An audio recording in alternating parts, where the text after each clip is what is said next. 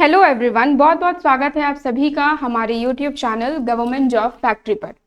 तो मैं इस वीडियो में फिजिक्स का एक टॉपिक जो है मैकेनिक्स की सब टॉपिक वर्क से रिलेटेड जितने भी प्रीवियस ईयर क्वेश्चंस है, ठीक है, पीवाईक्यूज है रेलवेज के लिए, वो इस वीडियो में मैं लेकर आई हूँ और साथ में आपको इसकी डिटेल्ड इंफॉर्मेशन भी मिलेगी, ठीक है। और ये जो क्वेश्चंस होंगे ये 2016 से लेकर 2023 तक के जितने भी प्रीवियस ईयर क्वेश्चंस है वर्क टॉपिक से रिलेटेड, ये मैं यहाँ डिस्कशन करने वाली हूँ, ठीक है। तो सबसे पहले मैं ये बता दूं कि वर्क होता क्या है, ठीक है। वर्क का मतलब क्या है, हिंदी में तो हम इसे कार्य कहते हैं, ठीक है, या कोई काम कहते हैं, लेकिन फिजिक्स में वर्क की डेफिनेशन थोड़ी डिफरेंट है, ठीक है।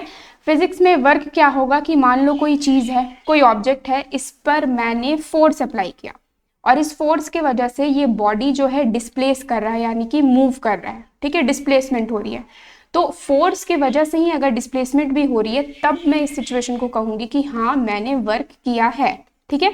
मतलब वर्क के दो फैक्टर्स हो गए, एक हो गया फोर्स और दूसरा हो गया डिस्प्लेसमेंट। तो अगर ये दोनों प्रेजेंट है तभी हम कह सकते हैं कि वर्क हो रहा है, ठीक है।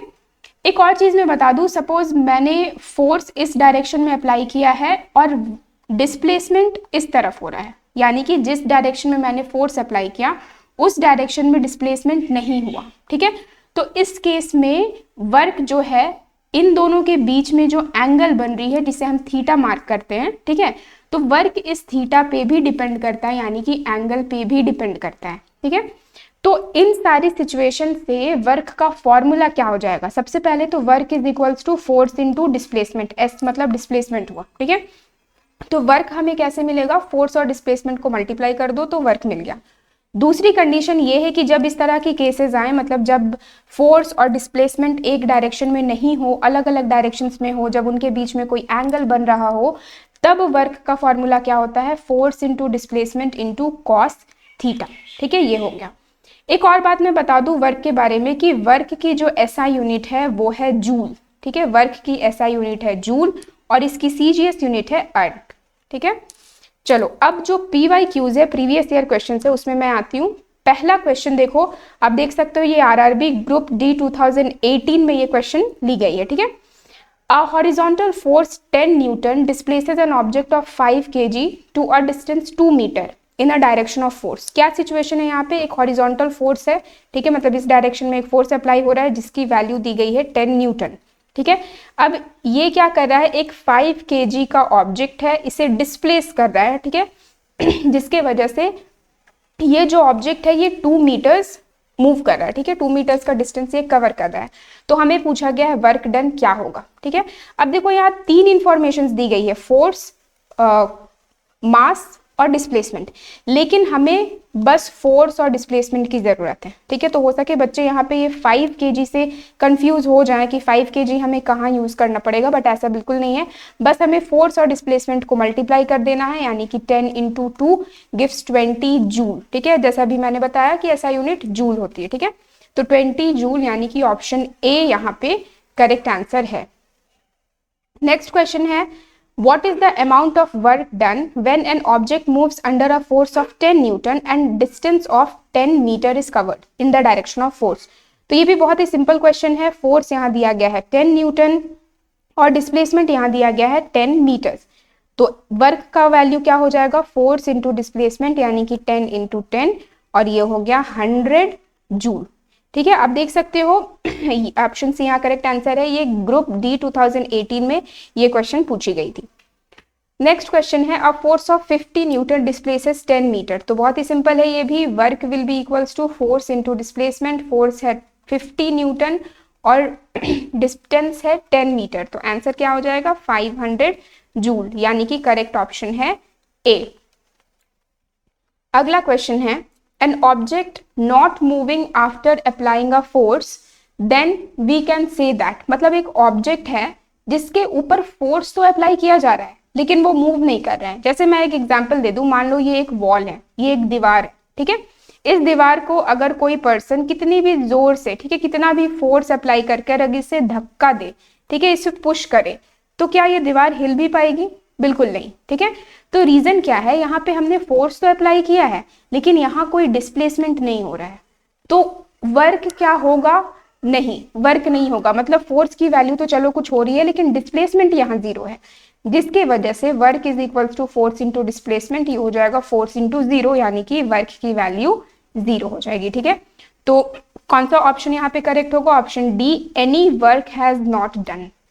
याद रखना आप, फोर्स अगर अप्लाई हो रही है लेकिन कोई डिस्प्लेसमेंट अगर नहीं हो रही है तो दैट मीन्स वर्क भी 0 होगा, क्योंकि डिस्प्लेसमेंट 0 है, जिसकी वजह से वर्क भी 0 होगा। नेक्स्ट क्वेश्चन नंबर 5 है, if the displacement of an object is 0 then work done is. अब देखो जस्ट मैंने डिस्कशन किया कि अगर डिस्प्लेसमेंट 0 है तो वर्क की वैल्यू भी क्या होगी, 0 ही होगी। ठीक है, वर्क नेगेटिव कब होता है, जब फोर्स की डायरेक्शन और डिस्प्लेसमेंट की डायरेक्शन एक दूसरे से ऑपोजिट हो। ठीक है, ऑपोजिट डायरेक्शन हो, मतलब उल्टे डायरेक्शंस में अगर ये लोग जा रहे हैं, मत फोर्स किसी एक डायरेक्शन, मान लो फोर्स लेफ्ट डायरेक्शन में लग रहा है और डिस्प्लेसमेंट राइट में हो रहा है। ठीक है, तो ये नेगेटिव वर्क हो जाएगा। पॉजिटिव कब होगा, जब फोर्स और डिस्प्लेसमेंट, ठीक है, फोर्स एंड डिस्प्लेसमेंट दोनों सेम डायरेक्शन में जाएं, ठीक है, सेम डायरेक्शन, तब वर्क पॉजिटिव होता है। 0 कब होता है वर्क, एक तो हमने देखा कि जब डिस्प्लेसमेंट 0 है, दूसरा कब होगा, जब फोर्स और डिस्प्लेसमेंट के बीच की एंगल जो है ये 90 डिग्री होती है। ठीक है, देखो कैसे आ रहा है ये, क्योंकि वर्क का मैंने एक और फॉर्मूला बताया, एफ एस कॉस थीटा। ठीक है, अब मैंने ये बोला कि इन दोनों के बीच में अगर 90 डिग्री की एंगल बन रही है, यानी कि डायरेक्शन ऑफ फोर्स और डायरेक्शन ऑफ डिस्प्लेसमेंट में 90 डिग्री की फॉर्मेशन अगर हो रही है, तो क्या हो जाएगा, ये F S into cos 90, cos 90 की वैल्यू 0 होती है, तो वर्क भी यहाँ से 0 हो गया। तो आपको याद रखना है, पॉजिटिव कब होगा, जब दोनों की डायरेक्शन सेम हो, नेगेटिव कब होगा, जब दोनों की डायरेक्शन ऑपोजिट हो, और 0 कब होगा, 2 केसेस में 0 होगा। ठीक है, 2 केसेस में 0 होगा, एक तो तब होगा जब डिस्प्लेसमेंट 0 है, और एक तब होगा जब डिस्टेंस, मतलब डिस्प्लेसमेंट और फोर्स के बीच की एंगल जो है वो 90 डिग्री बने। ठीक है, ये भी क्वेश्चन ग्रुप डी 2018 में पूछी गई है। नेक्स्ट क्वेश्चन है, which of the following is not a characteristics of work. अब ये कहा जा रहा है कि कौन यहाँ वर्क का कैरेक्टरिस्टिक्स नहीं है। ठीक है, तो work has a direction, for doing work it is necessary to apply force, work has a magnitude, work done for work done there should be displacement। ठीक है, तो देखो फोर्स तो अप्लाई करना ही पड़ेगा तभी वर्क होगा, डिस्प्लेसमेंट भी होना ही चाहिए तभी वर्क होगा। Work has only magnitude, magnitude का मतलब क्या होता है, उसकी वैल्यू हो। ठीक है, न्यूमेरिकल वैल्यू अगर हो तो हम कहते हैं कि हाँ उसकी मैग्नीट्यूड है, तो ये भी करेक्ट है।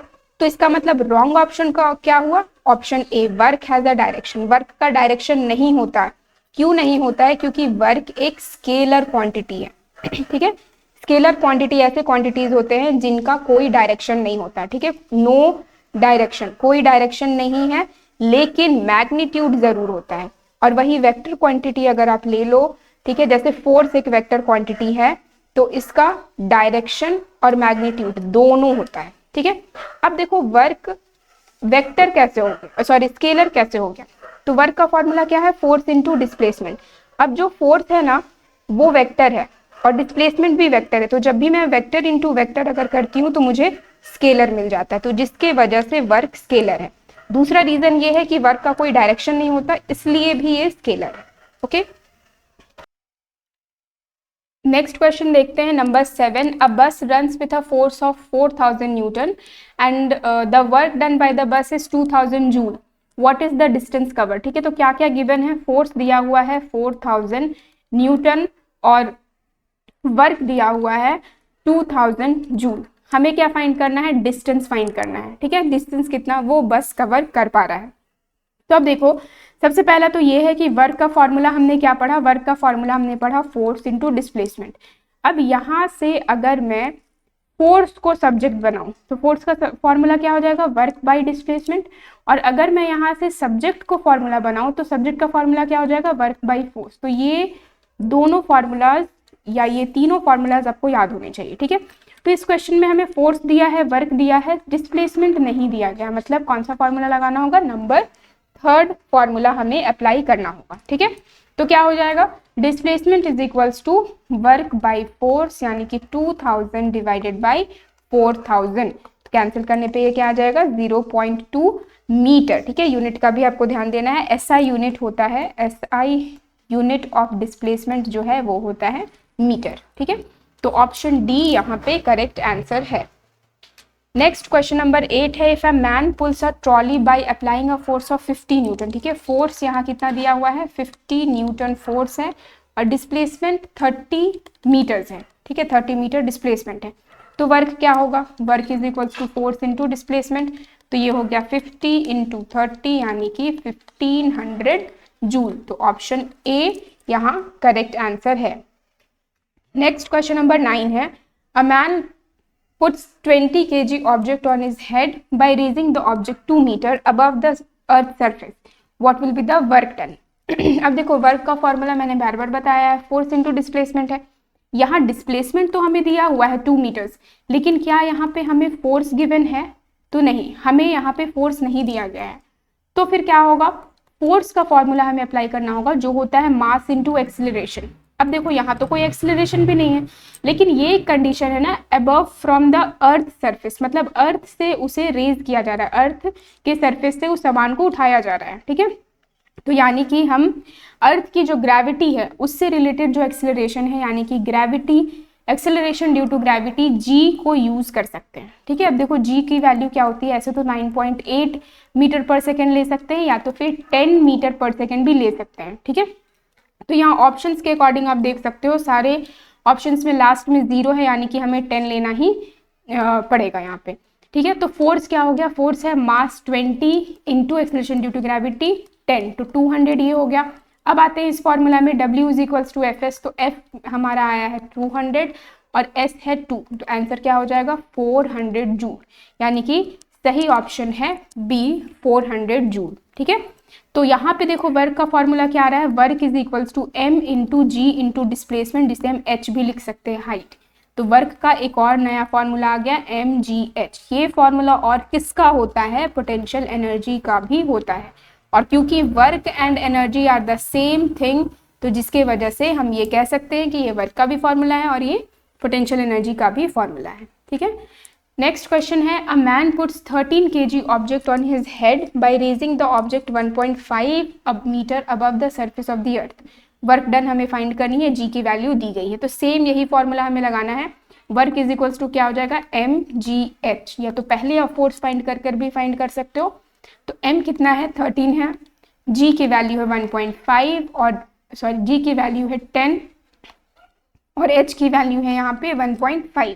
तो जब आप इसे मल्टीप्लाई करोगे तो आंसर क्या आएगा 150 जूल्स। ठीक है, 150 जूल्स,